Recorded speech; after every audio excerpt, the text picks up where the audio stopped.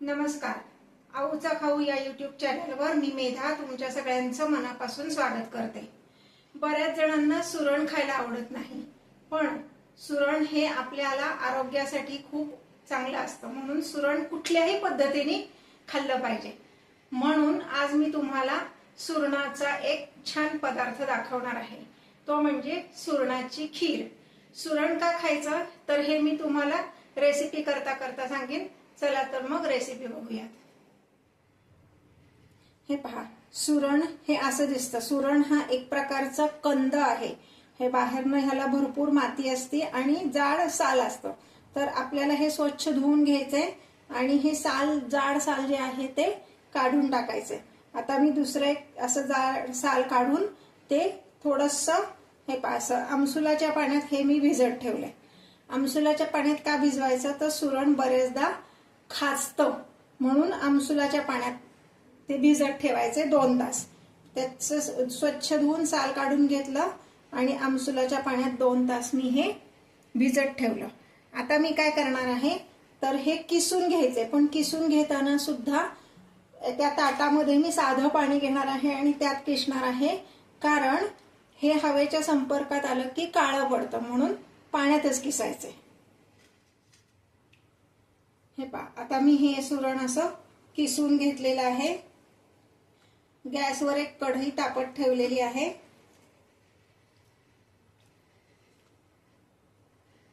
आता हे आपल्याला तूप घालून परतून घ्यायचे.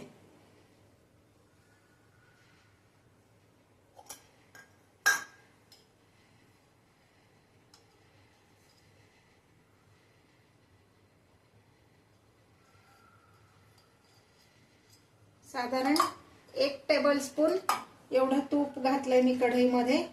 ज्या पाण्यात आपण हे सुरण किसलंय त्यातच थोडंसं असं छान कुस्करून ते स्वच्छ धुवून घ्यायचंय. असं हे स्वच्छ धुवून असं पिळून घ्यायचं, त्याचं सगळं पाणी काढून टाकायचंय आणि हे आपण या तुपामध्ये घालणार आहोत.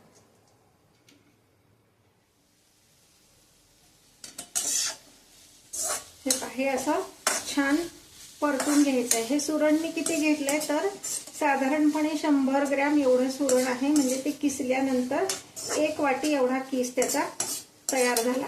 सुरण का खायचं तर सुरण हे उत्तम अँटीऑक्सिडंट आहे, म्हणजे शरीर डिटॉक्स करण्यासाठी पण सुरणाचा उपयोग होतो. फायबरनी भरपूर, म्हणजे आपल्याला जे डॉक्टर सांगतात की नाही, भरपूर फायबरच खा. बऱ्याच जणांना सुरण आवडत नाही, कारण मुळात त्याचा काय पदार्थ करायचा हेही माहिती नसतं आणि ट्रॅडिशनल पद्धतीने भाजी आवडत नाही. म्हणून नवीन नवीन पद्धतीने आपण सुरण खाल्लं पाहिजे. त्यासाठी मी ही खीर करते. मुलांना सुद्धा कळणार सुद्धा नाही यात सुरण घातलंय हे. उपवासाच्या दिवशी तर 1 बाउलभर सुरणाची खीर जर आपण खाल्ली तर दिवसभर काहीही खायला लागत नाही, की ही सुरणाची खीर छान होती. सुरण तसं पटकन शिजतं, त्यामुळं फार काही वेळ लागत नाही. मीडियम फ्लेमवर हे परतून घ्यायचंय.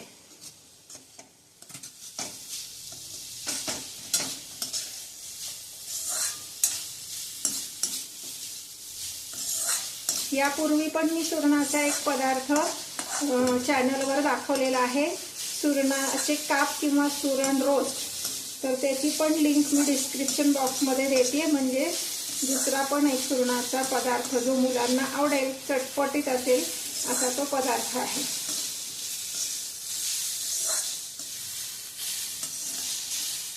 सुरण असं छान परतून घ्यायचं, कारण ते किंचित चिकट पण असतं.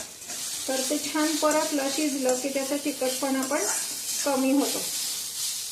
याचा आता रंग बदललेला आहे. ह्यामध्ये मी 1 वाटी एवढा नारळाचा चव घालणार आहे, म्हणजे जेवढा सुरण असेल तेवढाच नारळाचा चव घालायचा आणि पुन्हा छान परतून घ्यायचं. नारळ घातल्यानंतर मात्र गॅस मीडियम करायचा आहे, किंवा अगदी स्लो केलात तरी चालेल, कारण नारळ पटकन करपतो.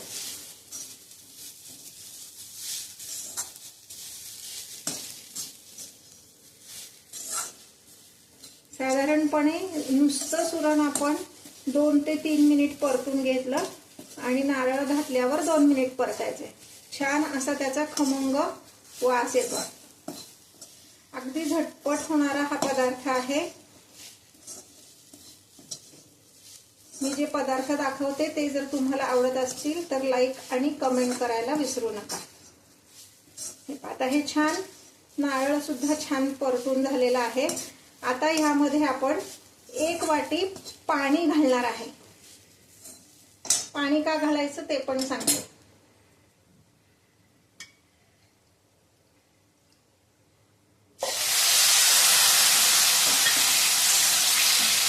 एकतर पाणी घातल्यामुळं जर सुरण शिजायचं राहिलं असेल तर ते व्यवस्थित शिजतं. आणि दुसरं म्हणजे आपण जर डायरेक्ट दूध घातलं ह्यामध्ये तर दूध फाटायची शक्यता असते. म्हणून 1 वाटी पाणी घालायचं आणि मग 4 वाट्या दूध घालायचे. दूध एकदम कच्चं दूध घालू नका. तापवून गार केलेलं दूध घालायचे.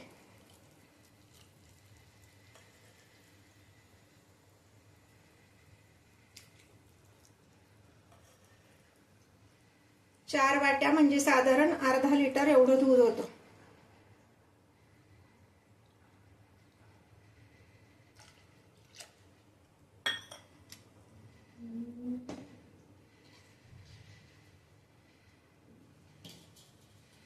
आता गॅस मोठा करायचा आहे आणि सतत हलवत हे छान ह्याला उकळी आणायची.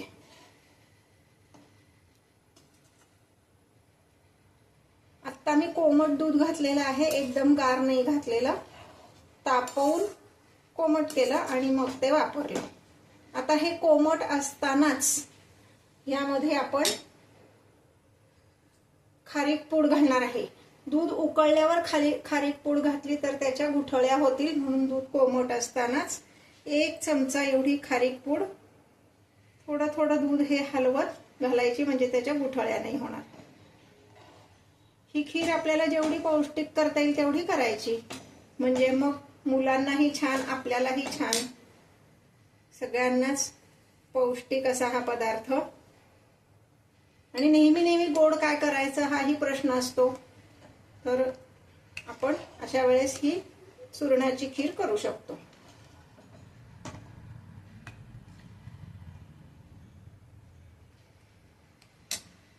आता ह्यामध्ये मी घालणार आहे ड्रायफ्रूटची पावडर. ह्यामध्ये मी काजू, बदाम, पिस्ते असं सगळं थोडंसं भाजून घेऊन मिक्सरला ह्याची पूड केलेली आहे. साधारण 4-5 बदाम, 4-5 काजू, 4-5 पिस्ते, तुमच्याकडे जे असतील ते ड्रायफ्रुट्स तुम्ही ह्यामध्ये घालू शकता.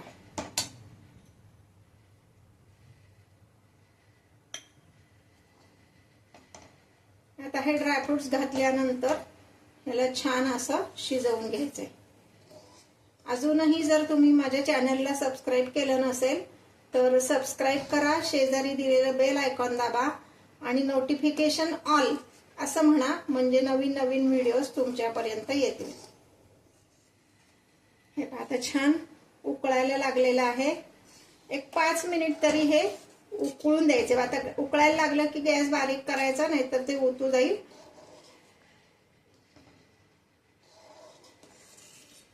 एक 5 मिनिट उकळलं की जे आपण ड्रायफ्रूटची आणि खारकेची पावडर घातली ते पण व्यवस्थित त्यामध्ये शिजती, सुरण व्यवस्थित शिजतं. हे पहा, आता ह्यामध्ये मी घालणार आहे साखर. साखर किती घालायची तर साधारण आपल्या जर टेबलस्पून म्हणलं तर 8 टेबलस्पून आणि वाटीनी म्हणलं तर अर्धी वाटी एवढी आपण साखर घालणार आहोत. मी वाटीनी मोजून घालते. साखरेचं प्रमाण तुमच्या आवडीनुसार थोडंसं कमी जास्त केलं तरी काही हरकत नाही. मी अर्धी वाटी साखर घालते.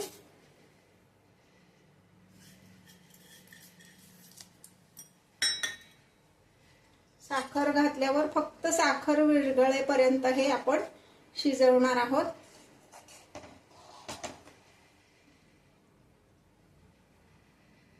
आणि अगदी छान सुंदर वास येण्यासाठी 1 चमचा एवढी वेलची, जायफळ आणि केशर अशी एकत्रच मी पूड करून ठेवते, तर ती पूड मी ह्यामध्ये घालणार आहे. ही आपली खीर तयार आहे सर्विंग करण्यासाठी. एवढी जर पौष्टिक असेल ती, तर नक्कीच सगळ्या आयांना आवडेल आपल्या मुलांना ही खीर खायला घालायला. आणि आपणही खाल्ली उपवासाच्या दिवशी तर खरंच एक बाउलभर खीर जरी आपण खाल्ली तरी दिवसभर दुसरं काही खायची गरज पडत नाही. ही आपली खीर तयार आहे. सर्विंग बाउलमध्ये आपण ही सर्व करणार आहोत, पण एकदम एवढी गरम नाही, थोडीशी ती कोमट झाली की थोडीशी घट्ट होणार आहे, कारण साखर जी आपण घातली त्यामुळे आता पातळ वाटते, पण ती थोड्या वेळाने छान घट्ट होईल. त्यानंतर आपण ही सर्व करणार आहोत. फ्रीज मध्ये ठेवून गार जरी तुम्ही खाल्लीत ही तरी खूप छान लागते. ही आपली तयार आहे. आता मी गॅस बंद करते. हे पहा, ही आपली सुरणाची खीर सर्विंग साठी तयार आहे. अत्यंत पौष्टिक. ज्या मुलांना खीरपोळी आवडते किंवा गोड आवडतं त्यांना तुम्ही खीरपोळी म्हणून पण देऊ शकता, डेझर्ट म्हणून पण तुम्ही खाऊ शकता, उपवासाच्या दिवशी पोटभरीचा नाश्ता म्हणून सुद्धा तुम्ही सकाळी ही खीर खाऊ शकता. करून बघा आणि मला कमेंटमध्ये तुमचे अभिप्राय द्या.